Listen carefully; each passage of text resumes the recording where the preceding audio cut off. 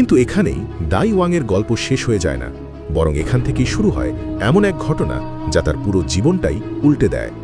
Scene shift হয় আর রাতের সময় দেখানো হয় চাকরি হারানোর দুঃখ বুকে নিয়ে ওয়াং বাড়ির দিকে ফিরছিল।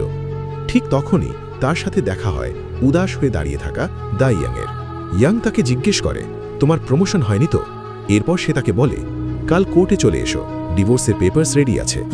এই কথা বলেই সে নিজের বাড়ি চলে যায়, আর ওয়াং উদাস মনে নিজের স্কুলের দিকে চলে যায়, যেখানে একসময় সে পড়াশোনা করত। বাস্কেটবল অডিটোরিয়ামে পৌঁছেই তার পুরনো দিনগুলো একটার পর একটা মনে পড়তে থাকে। সে ভাবতে থাকে, কাশ তার বিগত জীবনটা আরেকবার বাঁচার সুযোগ পেলে তাহলে এবার সে নিজের মতো করেই বাঁচত।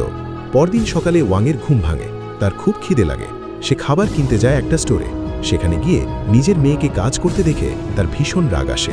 সে তাকে বকে, পড়াশোনা করার বদলে তুমি জব করছো কেন?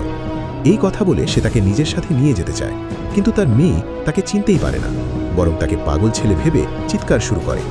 চারপাশে সবাই এসে ওয়াংকে সেখান থেকে সরিয়ে দেয়। এরপর যখন ওয়াং নিজেকে আয়নার সামনে দাঁড়ায় তখন সে নিজেই অবাক হয়ে যায়, কারণ সে আবার ইয়াং হয়ে গেছে, একদম সেরকম দেখতে যেমন সে নিজের হাই স্কুলের দিনে ছিল।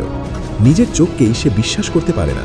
কনফার্ম করার জন্য সে তার বন্ধুর কাছে যায়, কিন্তু তার বন্ধু তাকে চোর ভেবে বাড়ি থেকে বের করে দিতে চায়। ওয়াং বোঝানোর চেষ্টা করে, আমি তোমার বন্ধু ওয়াং, কিন্তু সে বিশ্বাস করে না, বরং একের পর এক গুলি চালাতে থাকে আর তার সাথে ফাইট করে। একসময় ওয়াং অজ্ঞান হয়ে যায়।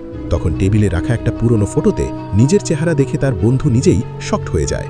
হুশ ফিরলে ওয়াং তাকে সবকিছু খুলে বলে। এরপর সে তাকে নিজের সাথে স্কুলেও নিয়ে যায়।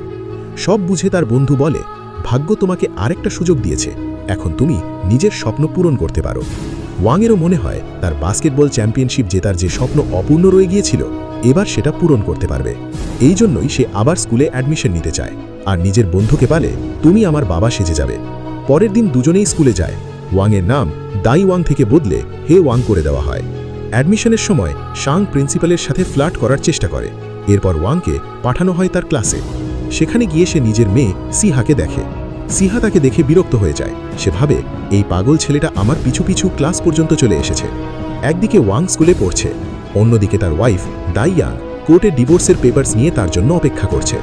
বারবার ফোন করছে, মেসেজেস পাঠাচ্ছে, কিন্তু ক্লাসে থাকার কারণে ওয়াং ফোন তুলতে পারে না। কিছুক্ষণ পরে ওয়াংয়ের দেখা হয় নিজের ছেলে সিইউর সাথে। কিছু ছেলে তাকে টয়লেটে বন্দি করে রেখেছিল। জিজ্ঞেস করায় সিইউ জানায় কিছু ছেলে তাকে বুলি করে। লাঞ্চ ব্রেকে যখন সেই ছেলেরা আবার সিইউকে বদার করে তখন ওয়াং ওই ছেলেদের থামানোর চেষ্টা করে। সে তাদের মরাল শেখাতে থাকে, কিন্তু তার কথা শুনে সব বাচ্চাই হাসতে শুরু করে। কিন্তু এখানেই কি দাই ওয়াং থেমে যাবে, নাকি এই নতুন সুযোগেই সে নিজের